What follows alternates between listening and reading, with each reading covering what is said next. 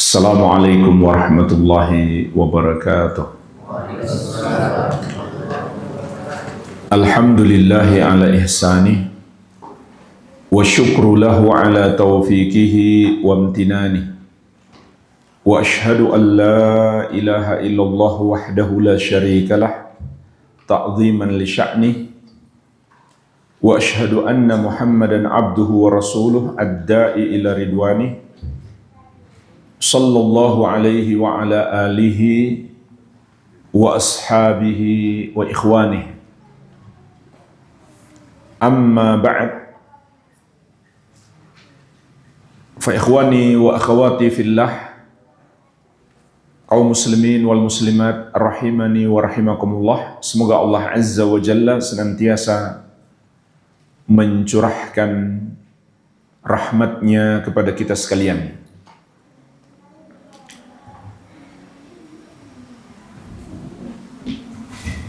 Di dalam sebuah hadis yang dikeluarkan Imam Al-Bazzar, At-Tabarani dan yang lainnya dari sahabat yang mulia Jabir bin Samurah radhiyallahu anhu. Beliau menceritakan, sa'idan Nabi sallallahu alaihi wasallam al-mimbar. Nabi sallallahu alaihi wasallam pernah naik mimbar. Faqala amin, amin, amin. Lalu beliau mengucapkan 3 kali, amin, amin, amin. Ya Allah kabulkanlah. Para sahabat pun merasa heran. Kenapa beliau mengucapkan amin? Padahal beliau tidak melafazkan doa. Falamma nazala su'ila an dzalik. Ketika beliau turun, maka beliau ditanya.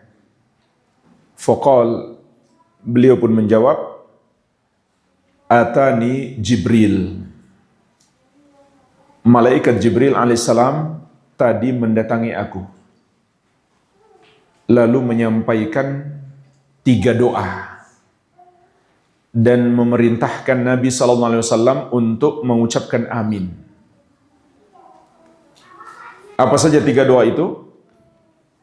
Faqal, malaikat Jibril alaihissalam berkata, yang pertama, ragima anfum ri'in adraka Ramadan falam yughfar lahu.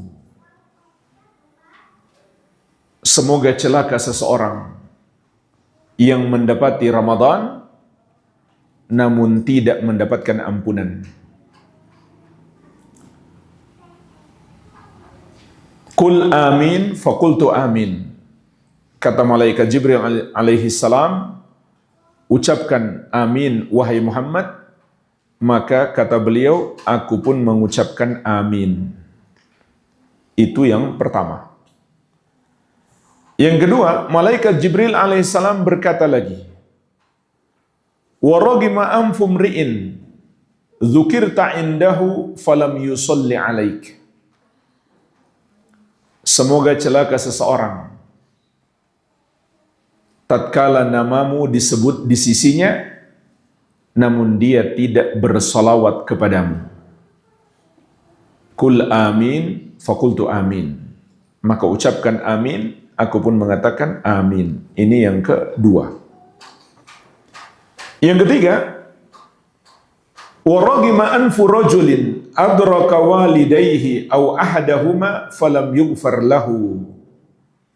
Semoga celaka seseorang yang mendapati kedua orang tuanya atau salah satu darinya, namun dia tidak diampuni dengan sebab berbakti kepada orang tua. Qul amin, faqultu amin. Maka ucapkan amin, aku pun berkata amin. Inilah jemaah sekalian hadis yang menjelaskan tentang 3 doa malaikat Jibril alaihi salam yang diaminkan oleh Nabi Muhammad sallallahu alaihi wasallam. Menunjukkan Tiga hal ini sangat penting untuk diperhatikan. Yang pertama, orang yang tidak mendapatkan ampunan di bulan Ramadan. Padahal Ramadan adalah bulan ampunan. Allah curahkan rahmatnya lebih banyak dan lebih luas di bulan Ramadan. Allah buka pintu-pintu surga dan Allah tutup pintu-pintu neraka. Dan Allah belenggu setan-setan. Dan Allah Subhanahu wa ta'ala melipat gandakan amal ibadah kita.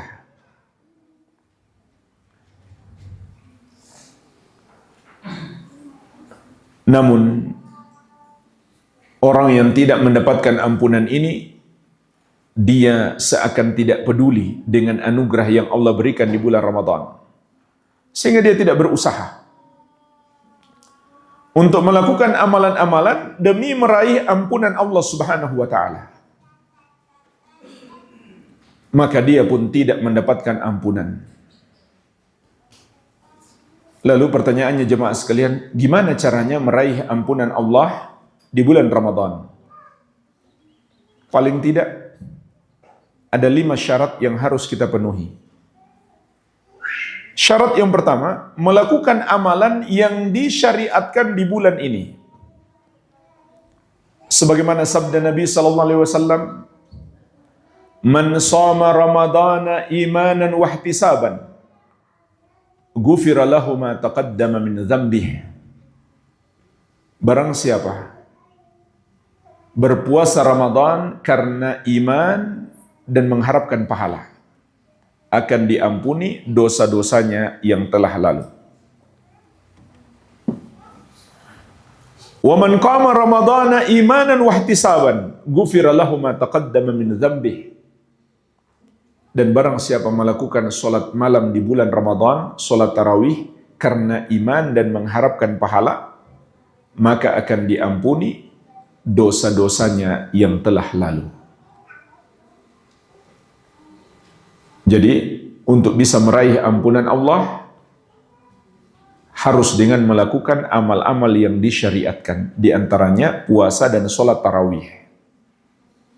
Begitu pula, memperbanyak bacaan Al-Quran kita. Karena Ramadan, bulan Al-Quran. Syahrul Ramadan alladhi unzila fihi Al-Quran. Bulan Ramadan adalah bulan diturunkan padanya Al-Quran. Dan memperbanyak sedekah. Ibnu Abbas radhiyallahu anhu berkata, "Kana Rasulullah sallallahu alaihi wasallam ajwadan nas wa kana ajwadu ma yakunu fi Ramadan." Rasulullah sallallahu alaihi wasallam adalah orang yang paling dermawan.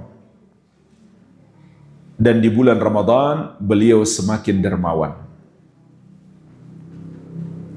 Begitu pula banyak berdoa. Rasulullah sallallahu alaihi wasallam bersabda, "Inna lillahi utaqa'a minan nar fi kulli yaumin wa lailatin, wa likulli muslimin fi kulli yaumin wa lailatin da'watun mustajabah." Sesungguhnya Allah memiliki hamba-hamba yang dibebaskan dari api neraka di setiap siang dan malam bulan Ramadan. Dan bagi setiap muslim di setiap siang dan malam bulan Ramadan ada doa yang pasti dikabulkan.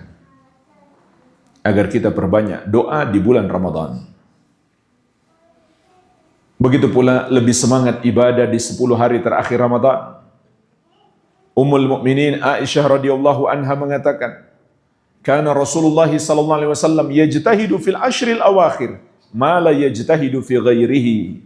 Rasulullah sallallahu alaihi wasallam bersemangat ibadah, bersungguh-sungguh dalam ibadah di 10 hari terakhir Ramadan melebihi hari-hari yang lain.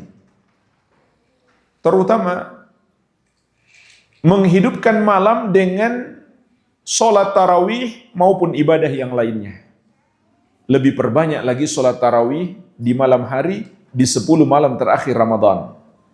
Kata Ummul Mukminin Aisyah radhiyallahu anha, "Kana Nabi sallallahu alaihi wasallam idza dakhala al-ashru syadda mi'zarahu wa ahya lailahu wa ayqadha ahlahu."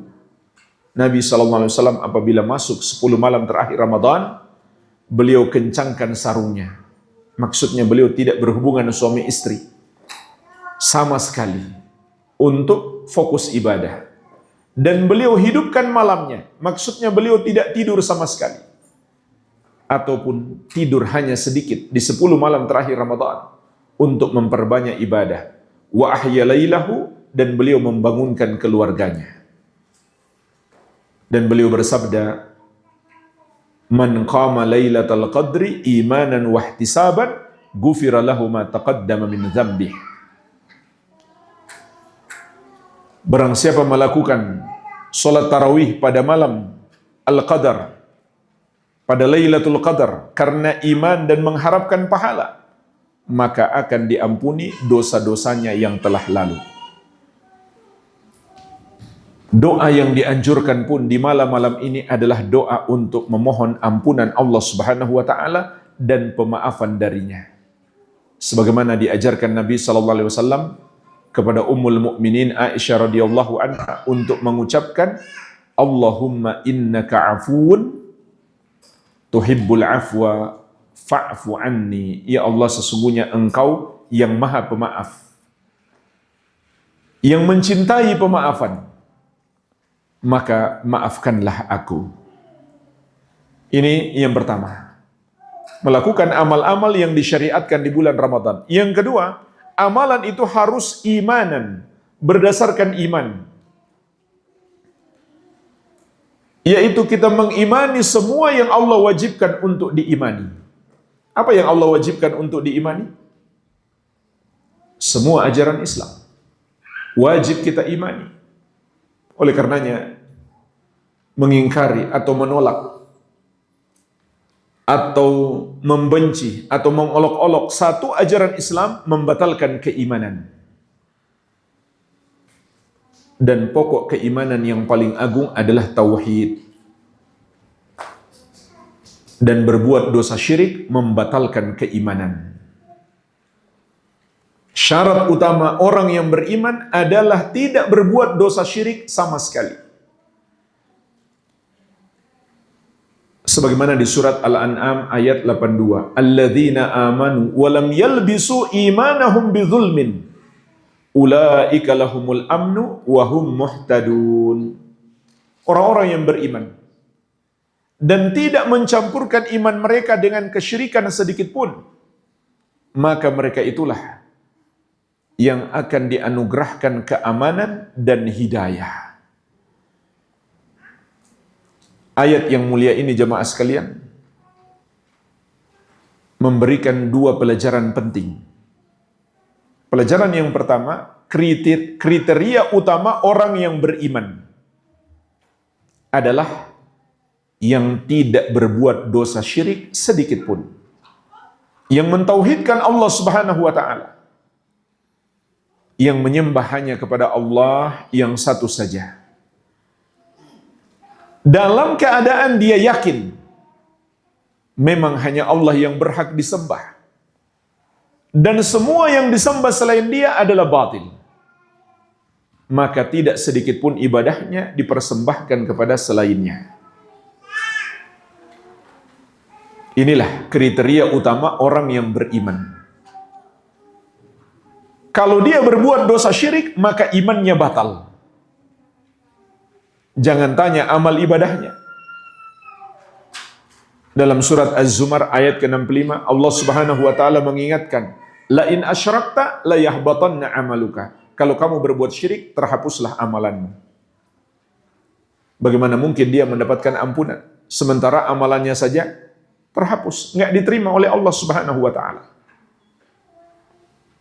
Maka ini syarat utama untuk meraih ampunan Allah, mentauhidkannya dan tidak mempersekutukannya. Bahkan tauhid adalah sebab utama hamba mendapatkan ampunan dosa. Dalam hadis qudsi, Allah Subhanahu wa taala berfirman, "Ya bani Adam, law ataitani bi qurabil ardi khataya, thumma lakitani la tusyriku bi syai'an, la ataituka bi qurabiha maghfiratan." Wahai anak Adam, andaikan engkau datang kepadaku dengan membawa dosa sepenuh bumi, namun engkau tidak mempersekutukan aku sedikit pun, maka aku akan memberikan kepadamu ampunan sepenuh bumi itu pula. Hadis ini menjelaskan kepada kita syarat utama dan sebab terbesar untuk meraih ampunan Allah Subhanahu wa ta'ala adalah kita mentauhidkannya dan tidak mempersekutukannya dengan sesuatu apapun sampai kita berjumpa dengannya. Begitu pula perbuatan dosa-dosa kekufuran harus kita waspadai, karena itu menghancurkan keimanan, sehingga amal ibadah orang yang kafir kepada Allah tidak diterima. Dalam surat Al-Maidah ayat ke-5, Allah Subhanahu wa taala berfirman, "Wa may yakfur bil imani faqad habita 'amaluhu wa huwa fil akhirati minal khasirin." Barang siapa yang kufur terhadap keimanan, maka terhapuslah amalannya dan dia di akhirat kelak termasuk orang-orang yang merugi. Bagaimana mungkin dia mendapatkan ampunan sementara amal-amal solehnya terhapus? Syarat yang ketiga untuk meraih ampunan Allah Subhanahu wa taala, kata Nabi sallallahu alaihi wasallam, ihtisaban. Kita puasa, kita sholat tarawih maupun amal-amal lainnya dalam keadaan ihtisaban, mengharap balasan hanya kepada Allah yang satu saja, yaitu balasan surga dan dijauhkan dari api neraka. Dan inilah yang disebut dengan niat yang ikhlas. Tidak seperti kata sebagian orang. Kalau ikhlas kata mereka, nggak berharap apa-apa, tanpa pamrih.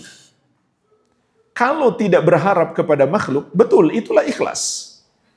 Tapi hakikat ikhlas adalah berharap semata kepada Allah Subhanahu wa ta'ala.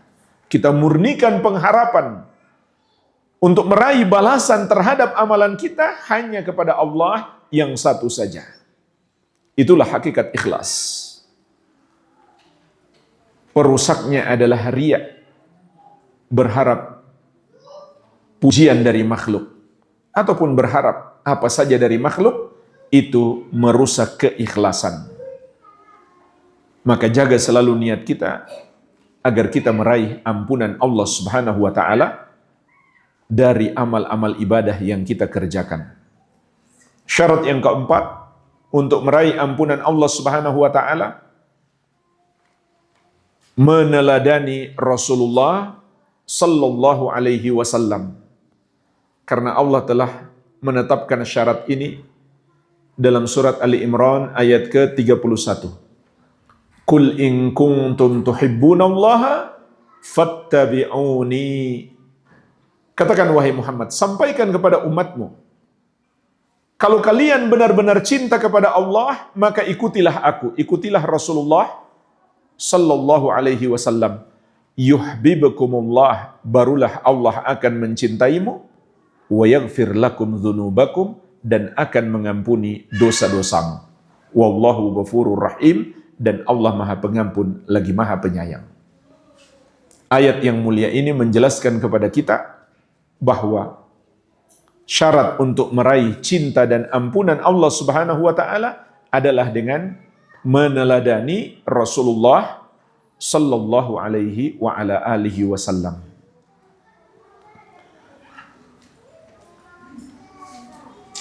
Maka dua hal ini apabila dipadukan, seorang hamba akan meraih nikmat terbesar di dunia dan di akhirat, yaitu mentauhidkan Allah dan meneladani Rasulullah sallallahu alaihi wasallam. Dan tadi terlewat faidah yang kedua yang bisa kita petik dari surat Al-An'am ayat 82 tentang orang yang mentauhidkan Allah dan tidak berbuat syirik. Kata Allah Subhanahu wa taala, mereka akan dianugerahkan dua nikmat terbesar dalam hidup. Ulaika lahumul amnu wa hum muhtadun. Mereka itulah yang akan mendapatkan nikmat aman dan nikmat hidayah. Sebagaimana di surat Al-Anfal, Allah Subhanahu wa taala juga menjelaskan dua syarat untuk meraih pertolongan Allah Subhanahu wa taala. Ya ayyuhan nabiyyu hasbukallah wa man ittaba'aka minal mu'minin. Wahai Nabi, cukup bagimu Allah sebagai penolong dan penolong orang-orang beriman yang mengikutimu. Jadi syarat meraih pertolongan Allah adalah beriman kepadanya dan mengikuti Nabi Muhammad sallallahu alaihi wa ala alihi wasallam. Ini kunci keamanan, kunci meraih hidayah dan keselamatan. Kemudian syarat yang kelima, untuk meraih ampunan Allah Subhanahu wa taala di bulan Ramadan harus disertai dengan taubat. Sebab ada sebuah hadis Nabi sallallahu alaihi wasallam bersabda, "As-salawatul khams wal jum'atu ilal jum'ah wa ramadan ila ramadan mukaffiratun lima bainahunna idza jtunibatil kabair."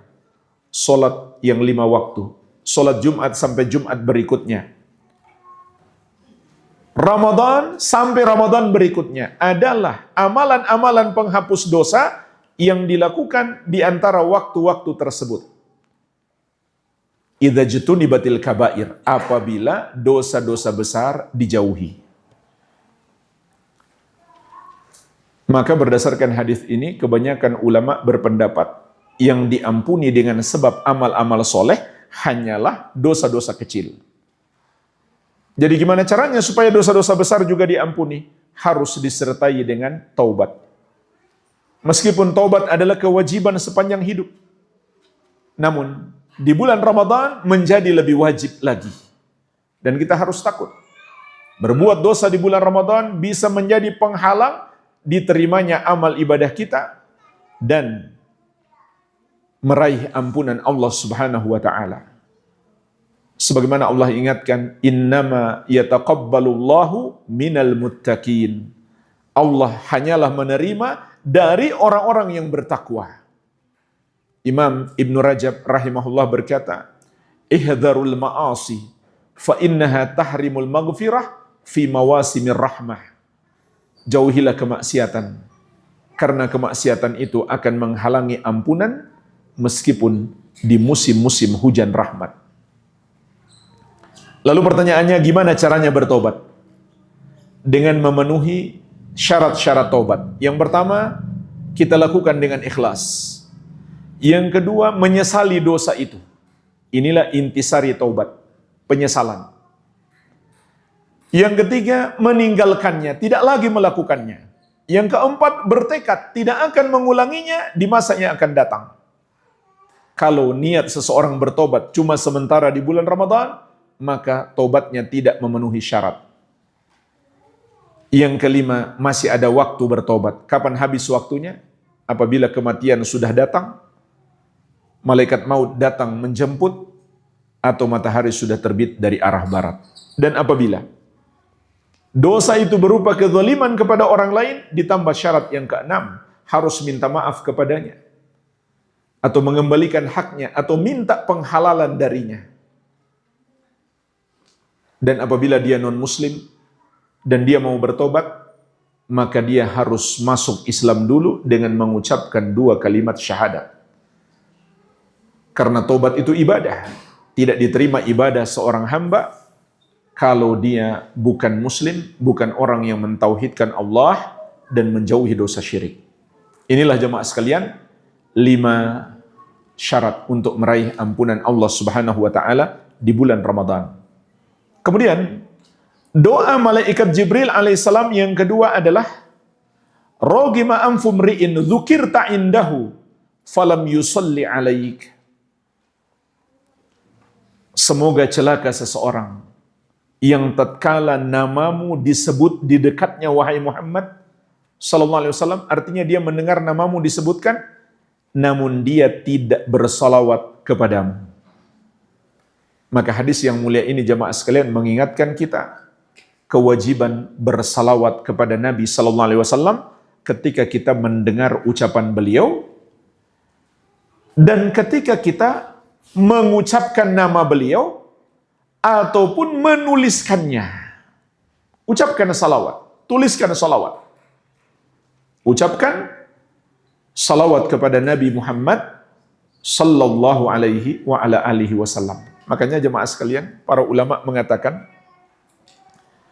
di antara keutamaan orang yang hadir di majelis ilmu, dia banyak bersalawat. Bayangkan saja, dalam sepanjang majelis ilmu, berapa kali kita dengar nama Nabi Muhammad sallallahu alaihi wasallam. Maka sering kita bersalawat di majelis ilmu. Dan itu baru satu keutamaan, belum lagi keutamaan-keutamaan yang lain. Dan Nabi SAW mengabarkan kepada kita keutamaan yang sangat banyak bagi orang yang bersalawat kepada beliau. Di antaranya beliau bersabda, "Man shalla alayya wahidatan, sallallahu alaihi biha ashran." Barang siapa bersalawat kepadaku satu kali, maka Allah akan bersalawat untuknya 10 kali. Allah bersalawat untuk hamba artinya Allah curahkan rahmatnya dan ampunannya kepada hamba tersebut. Dan Nabi SAW mengingatkan kita, Al-bakhil man dzukirtu indahu falam yusalli alayya. Orang yang bakhil itu adalah ketika namaku disebut di sisinya, dia mendengarkan namaku disebut, lalu dia tidak bersalawat kepadaku. Maka perbanyaklah salawat dan salam kepada Nabi Muhammad sallallahu alaihi wa ala alihi wasallam. Kemudian yang ketiga, doa malaikat Jibril alaihissalam, waragima anfu rajulin adraka walidayhi au ahadahuma falam yughfar lahu. Semoga celaka seseorang yang mendapati kedua orang tuanya atau salah satu dari keduanya, lalu dia tidak mendapatkan ampunan. Dalam riwayat yang lain, falam yudkhilahu al-jannah. Dia tidak berbakti kepada kedua orang tuanya sehingga tidak menyebabkan dia masuk surga. Dan bagian yang ketiga ini ada di dalam Sahih Muslim. Jadi, malaikat Jibril alaihissalam mendoakan keburukan untuk anak durhaka. Anak yang tidak berbakti kepada orang tua. Meskipun dia tidak sampai berbuat buruk kepada orang tua. Apalagi kalau dia berbuat buruk, tentu lebih parah lagi. Sekedar dia tidak berbuat baik kepada orang tua, itu sudah menjadi kedurhakaan dan didoakan buruk oleh malaikat Jibril alaihissalam dan diaminkan oleh Nabi Muhammad sallallahu alaihi wasallam. Beliau berkata, amin, ya Allah kabulkanlah. Oleh karenanya jemaah sekalian, tidak mungkin sukses anak durhaka di dunia dan di akhirat, nggak mungkin. Dia pasti celaka. Karena malaikat Jibril alaihissalam mendoakan keburukan baginya dan diaminkan oleh Nabi Muhammad sallallahu alaihi wasallam. Betapa agungnya berbakti kepada kedua orang tua sehingga dalam banyak ayat dalam Al-Qur'an Allah sebutkan perintah berbakti kepada orang tua setelah perintah bertauhid. Dalam surat An-Nisa ayat ke-34, wa'budullaha wa la tusyriku bihi syai'a. Dan beribadahlah kepada Allah dan janganlah kamu mempersekutukannya dengan sesuatu apapun. Wabil walidaini ihsanan, dan hendaklah kamu berbuat baik kepada kedua orang tuamu. Di surat Al-An'am ayat 151. Alla tusyriku bihi syai'a wabil walidaini ihsanan. Janganlah kamu mempersekutukan Allah dengan sesuatu apapun. Dan hendaklah kamu berbuat baik kepada kedua orang tuamu. Begitu pula di surat Al-Isra ayat 23-24. Wa qada rabbuka alla ta'budu illa iyyahu wa bil walidaini ihsanan. Dan Rabbmu telah menetapkan kamu tidak boleh beribadah kecuali kepadanya. Artinya kamu harus mentauhidkan Allah, tidak boleh mempersekutukannya. Wa bil walidaini ihsanan, dan hendaklah kamu berbuat baik kepada kedua orang tuamu. Menunjukkan betapa agungnya hak orang tua. Sehingga dalam ayat ini Allah Subhanahu wa taala juga mengajarkan kepada kita di antara adab-adab seorang anak kepada orang tua, agar dengan sebab itu dia masuk surga dan meraih ampunan Allah Subhanahu wa taala. Imma yablughanna indakal kibar ahaduhuma aw kilahuma fala taqul lahuma uff. Apabila salah satu dari kedua orang tuamu, apabila kedua orang tuamu mencapai umur tua bersamamu, atau salah satu dari keduanya, apabila salah satu dari kedua orang tuamu atau kedua-duanya mencapai umur tua bersamamu, maka jangan sekali-kali kamu berkata kepada keduanya uff. Uff itu jamaah sekalian, maknanya kata para ulama adalah kalimat penolakan atau bentakan, tapi yang paling halus. Kalaupun orang mendengarnya, dia tidak tersinggung karena saking halusnya. Tapi tetap tidak boleh ditujukan kepada orang tua. Benar-benar kita harus berkata-kata yang baik kepada orang tua kita. Jangan sedikit pun menggores luka di hati mereka. Ini sangat berbahaya. Dan di dalam ayat ini Allah Subhanahu wa taala memberikan isyarat kepada kita agar selalu menemani orang tua kita, selalu berbakti kepada mereka sampai mereka tua, dan ketika mereka sudah tua lebih ditekankan lagi untuk kita berbakti kepada mereka. Wala tanharhuma, jangan pula kamu membentak keduanya. Wa qul lahuma qawlan karima, dan ucapkan kepada keduanya ucapan yang mulia. Wakhfid lahuma janaha dhulli minar rahmah, dan rendahkanlah sayapmu kepada keduanya karena kasih sayang. Artinya jangan sombong. Meskipun kita sudah lebih kaya daripada orang tua kita, lebih tinggi jabatan daripada orang tua kita, lebih cerdas daripada orang tua kita, jangan sekali-kali menyombongkan diri di hadapan orang tua kita. Harus selalu merendah. Dan Allah ingatkan merendahnya kita kepada orang tua kita karena kasih sayang. Dan sebesar apa kasih sayang kita kepada orang tua kita, sebesar itu pula kasih sayang Allah kepada kita. Tercakup dalam makna hadis, Ar-Rahimun yarhamuhumur Rahman, irhamu man fil ardi yarhamkum man fis sama. Orang-orang yang penyayang disayangi oleh Allah yang Maha Penyayang. Sayangi makhluk yang di bumi, niscaya Allah yang di langit akan menyayangimu. Kemudian ditutup dengan perintah wa qur rabbirhamhuma kama rabbayani shaghira. Ucapkanlah, berdoalah kepada Allah Subhanahu wa taala, Rabbirhamhuma, wahai Rabbku, sayangilah kedua orang tuaku. Makna sayangilah kedua orang tuaku mencakup ampunilah dosa-dosanya di masa yang lalu dan berikanlah dia hidayah di masa yang sekarang maupun yang akan datang. Kama rabbayani shaghira, sebagaimana keduanya memelihara aku ketika kecil. Dan Nabi SAW mengajarkan kepada kita kalimat global untuk berbakti kepada orang tua. Yaitu beliau bersabda, fafihima fajahid. Berjihadlah engkau dalam berbakti kepada kedua orang tuamu. Maksudnya gimana? Hendaklah kita kerahkan semua kemampuan kita. Semua yang kita bisa. Apakah kemampuan fisik, waktu, dan harta. Untuk menyenangkan orang tua kita. Untuk membuat mereka tersenyum. Untuk membuat mereka senang, ridho kepada kita. Itulah perintah syariat kepada kita. Lakukan semua yang kita mampu untuk berbuat baik kepada kedua orang tua kita. Itulah pintu surga kita. Sebagaimana sabda Nabi SAW, Al-walidu awsatu abwabil jannah. Orang tua adalah pintu surga yang paling tengah. Maksudnya pintu surga yang terbaik.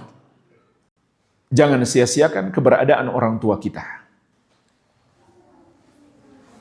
Dan juga seringkali larangan berbakti kepada kedua orang,